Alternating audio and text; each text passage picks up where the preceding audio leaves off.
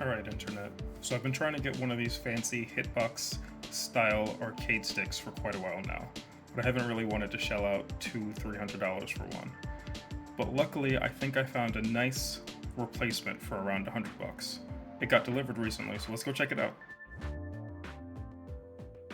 Alright, so today we're going to be looking at the Fightbox B1 I have right here. It's the PC only version, cost $99. Nice. Tiny. Cool. So there is a PS4 and PS3 and PC version as well that is $179. You get compatibility for all the Sony consoles and the PC version for $179.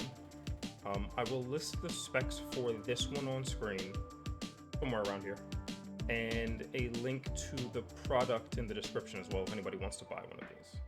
So the reason I'm actually making this is because before I bought this, I really wanted to try and find some sort of review online, some sort of first-hand experience or anything. I couldn't find anything. So since I caved and bought it, I figure I could give somebody who might need this a review as well. Alright, so let's go over what I do and don't like about the... So, for one thing, the price. It's $100. It's a great starter controller if you don't want to shell out the $250 for a Hitbox. It's nice quality. Buttons feel really good. Another thing is the computer reads this as an Xbox controller, which I think means it's going to be compatible with just about everything. The buttons are listed as the Cherry MX Black switches. I think that's why you can hear the button presses. It kind of reminds me of my keyboard, you know? I don't know if you can hear that, but it sounds good. It feels good. Okay, so on to the negatives. More expensive version is around $179. I only know about this controller because I did a random Google search trying to find something more affordable. I've heard of the Snackbox, the Snackbox Micro. I've seen other alternatives. This one kind of just showed up out of nowhere, so I feel like if people are kind of pressed and stuck between the two, they're gonna go with the Snackbox because there's reviews for that, videos for that all over the internet. One of the other things that drives me insane is these buttons are not labeled. So if I'm playing a game, I have to randomly press all of them until I find the pause button or the restart button or the share button or whatever it's called on PlayStation versus Xbox. And there's documentation online for what these buttons are, so I guess I'm just still getting used to it. But it's weird to me that you look down and there's just it's just a bunch of white circles. I still have no idea what this button does. I pressed it and nothing's happened. Since it's found as an Xbox controller, I think I can remap it whenever I want, so this is me just being petty, but it is weird that there's no markings at all. And then one of the most important things to me is, if you look on the back of the controller, these little circles right here, they're the screws to hold it together, but since the bottom is not flat, they act like little feet.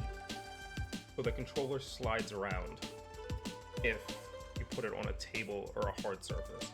I generally play on my lap, so I don't have that issue, but that's just something to consider. You might need something with a little grip to sit this on so it doesn't slide around, or else you're going to be chasing your controller around back and forth. And then one final thing I would say is the learning curve for the controller. And that's going to come with any controller like this that's stickless. You have to kind of learn to roll your fingers, you know, because this is left, down, right, and jump. And for you to do like a fireball, which is down, down, forward, forward, you have to kind of roll your fingers. If you don't roll them properly, if you're still holding down when you get to forward and you release at the same time, you're going to end with the down forward and not get the right button. So that's, once again, that's the learning curve thing. That it comes with any of these controllers. I've been using this for a few days and I'm getting a lot better with it. It's just muscle memory you have to build up, you know? Alright, let's check this out in game. Alright, let's go ahead and test this thing out. So, I was gonna do some Ryu trials, but since we're on the last season of Street Fighter, let's go ahead and do the last characters.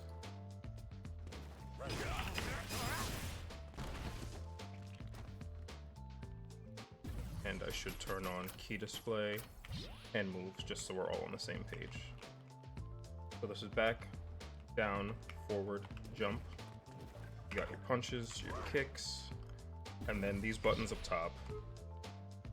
They're not labeled, I have no idea what they do. I kind of just press around for them until I find the right one. One of them's pause, one of them is the restart, and I don't know what this button does at all. The mappings are all online, and like I said, since it's picked up as an Xbox controller, I can probably remap them in-game, but off the bat, I have no idea what these do.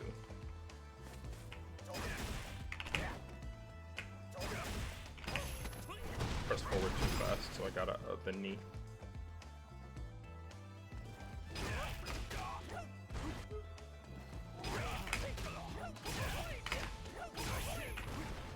Man.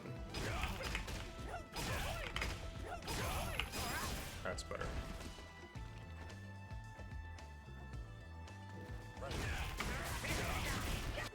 Started off the wrong button. You see how fast the movements are, it's just a finger roll.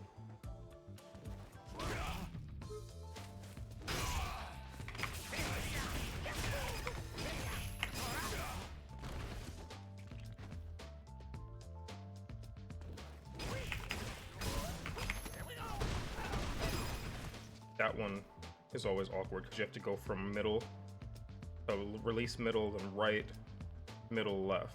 It's awkward to go like this and then like piano almost to the left. That combo feels weird.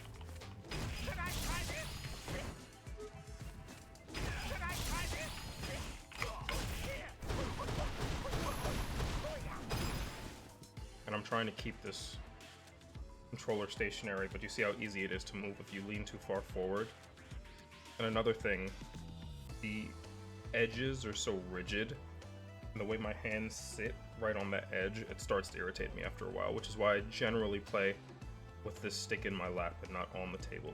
It doesn't feel good here.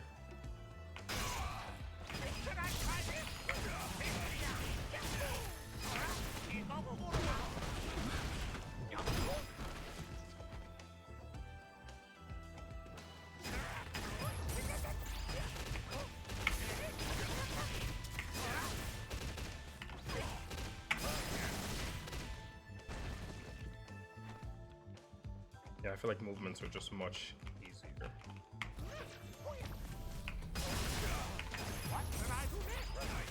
I forgot what I was supposed to do. Let's try this again. Still did it wrong.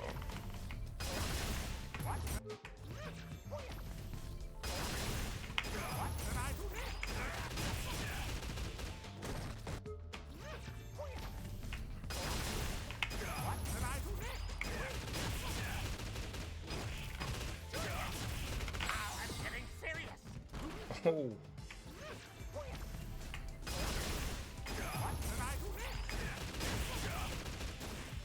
Okay, didn't it jump?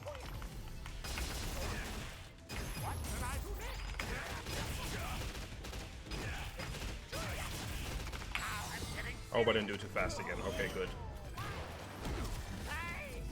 And Oro has one of the coolest looking supers in the game.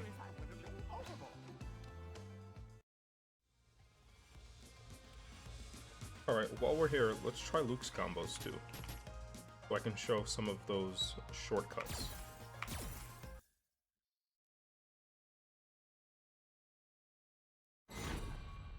This time I'm going to remember to turn commands and key display on first.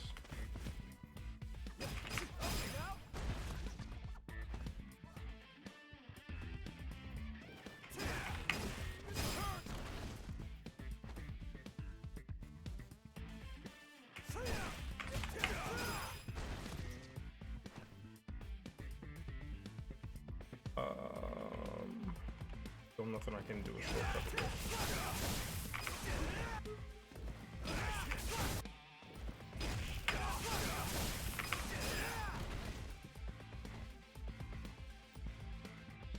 Okay, so for the DP at the end of this, if you hold forward and then tap down and then release down, you get a DP. It's very fast.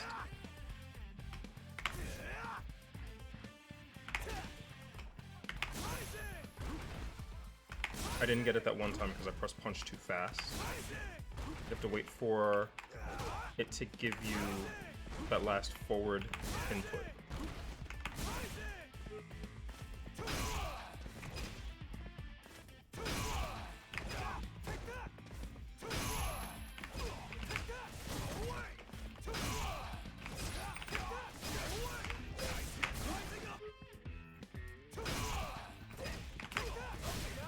I didn't charge it that time.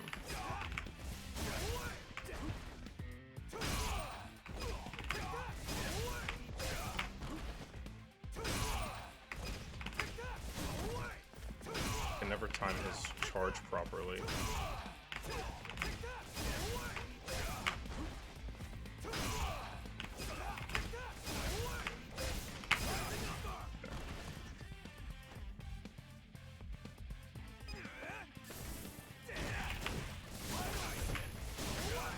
Oh, I pressed the wrong one.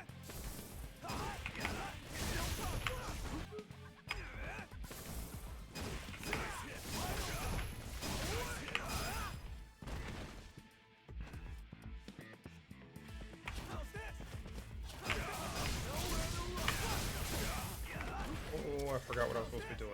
What's that? Okay.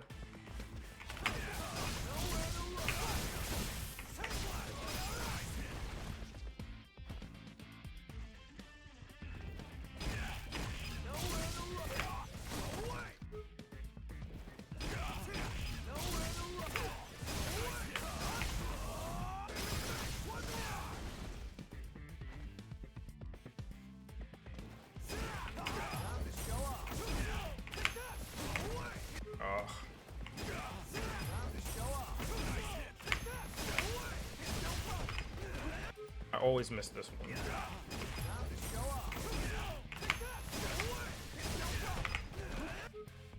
I don't know if I'm too fast or what, but I run under him.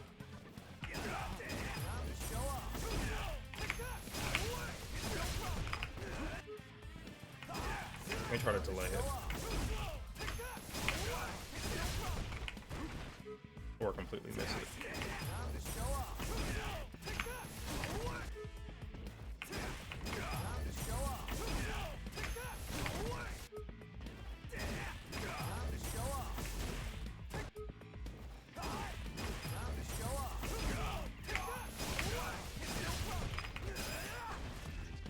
Yeah, I always miss that one. I don't know why. Okay, number 10.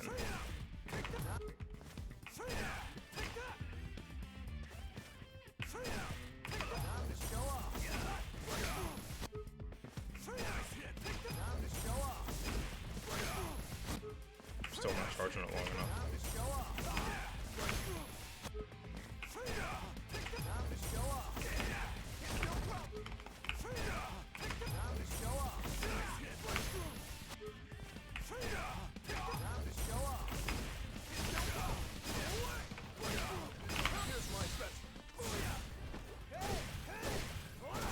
I just don't know how to do the loop timing, but otherwise, everything on here feels smooth.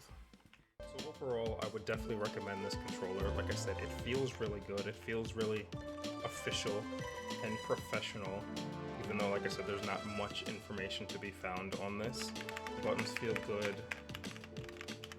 It's less than half the price of the Hitbox. However, for the $100, you do not get the PlayStation compatibility. You're gonna have to shell out the $179 for that. And I personally wish I had done that. Most of my PC games are on, most of my fighting games are on PC.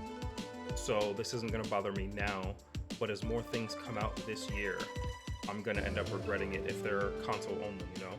But otherwise, I definitely recommend this. Check it out. I own a bunch of other fight sticks, fight pads, and one other leverless fight stick as well. If anybody has any questions, if anybody wants reviews of those done, leave me a comment, let me know what you think, and I'll try to see what I can do, you know? Thanks for watching. Catch you next time.